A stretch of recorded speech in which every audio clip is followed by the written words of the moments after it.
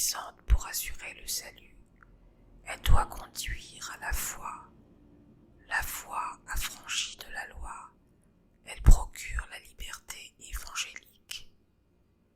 Ô Galates, dépourvus de sens, qui vous a fasciné, vous, aux yeux de qui Jésus-Christ a été peint comme crucifié. Voici seulement ce que je veux apprendre de vous. Est-ce par les œuvres de la loi que vous avez reçu l'Esprit, ou par la prédication de la foi? Êtes-vous tellement dépourvus de sens? Après avoir commencé par l'Esprit, voulez-vous maintenant finir par la chair? Avez-vous tant su faire en vain, si toutefois c'est en vain? Celui qui vous accorde l'Esprit et qui opère des miracles parmi vous, le fait-il donc par les œuvres de la loi ou par la prédication de la foi? Comme Abraham crut à Dieu et que cela lui fut imputé à justice, reconnaissez donc que ce sont ceux qui ont la foi qui sont les fils d'Abraham. Aussi, l'Écriture, prévoyant que Dieu justifierait les païens par la foi, a d'avance annoncé cette bonne nouvelle à Abraham. Toutes les nations seront bénies en toi, de sorte que ceux qui croient sont bénis avec Abraham le croyant. Car tous ceux qui s'attachent aux œuvres de la loi sont sous la malédiction. Car il est écrit, maudit est quiconque n'observe pas tout ce qui est écrit dans le livre de la loi et ne le met pas en pratique, et que nul ne soit justifié devant Dieu par la loi. Cela est évident puisqu'il est dit, le juste vivra par la foi. Or, la loi ne procède pas de la foi, mais elle dit, celui qui mettra ses paroles en pratique vivra par elles.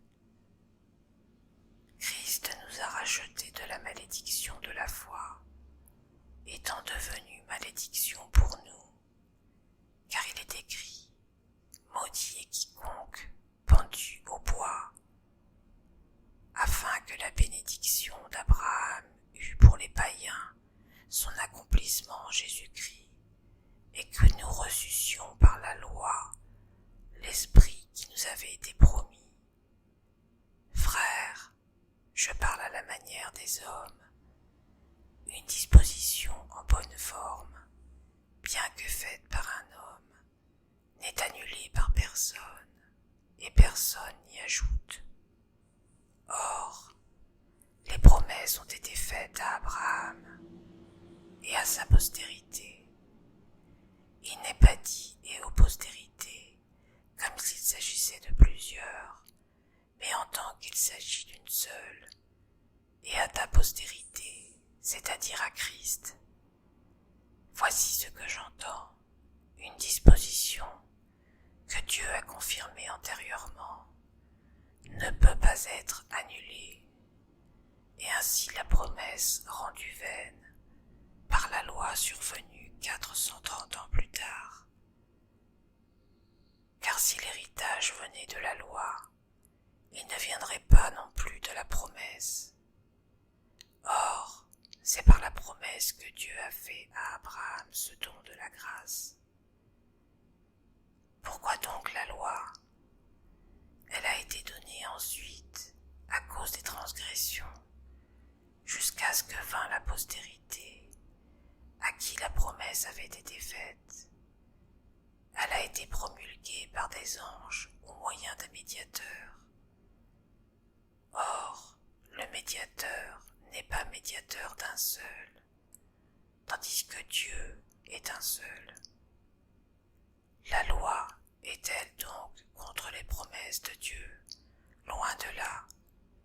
S'il lui était donné une loi qui pût procurer la vie, la justice viendrait réellement de la loi.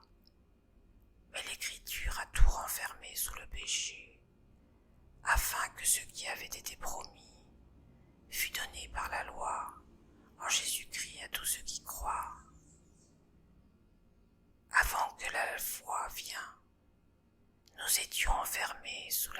garde de la loi, en vue de la foi qui devait être révélée. Ainsi la loi a été comme un pédagogue pour nous conduire à Christ, afin que nous fussions justifiés par la foi. La foi étant venue, nous ne sommes plus sous ce pédagogue, car vous êtes tous fils de Dieu par la foi en Jésus-Christ. Vous tous, vous avez été baptisés en Christ. Vous êtes revêtus Christ. Il n'y a plus ni juif, ni grec, il n'y a plus ni esclave, ni libre, il n'y a plus ni homme, ni femme, car tous vous êtes en Jésus-Christ. Et si vous êtes à Christ, vous êtes donc la postérité